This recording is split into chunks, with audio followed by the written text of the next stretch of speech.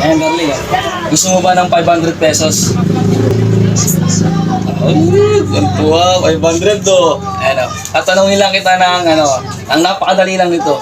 English lang. Kailangan mo siya matagalog ha. Parang may naamoy ako hindi maganda. Nanalo ka ng 500 pesos oh. Wow. Ay, easy money yun. Ito lang, mapapahulaan ko lang sa'yo. Ito lang oh.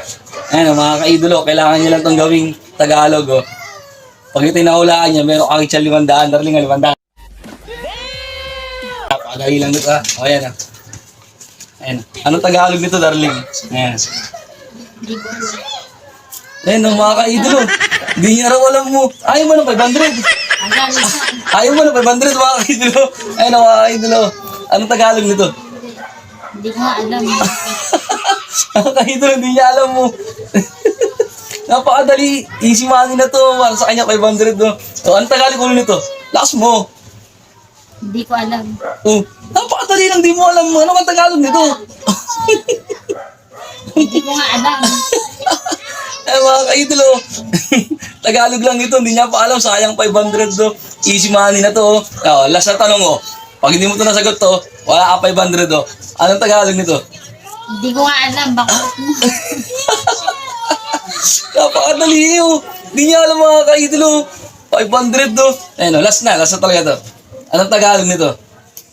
Ayan, anong Tagalog? English, baka English. Anong Tagalog nito? Anong Tagalog nito? Hindi ko alam. Lakas mo. Hindi ko alam. Ngayon mga kaidolo, last. Oh, anong Tagalog nito? Hindi ko alam. Ayan mga kaidolo, hindi siya nanalo.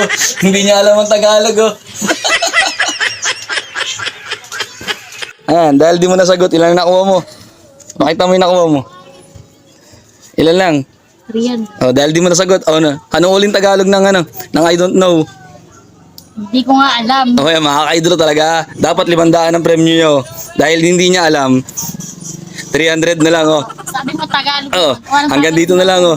Nagpapaliwanag po. Ang Tagalog ng I don't know.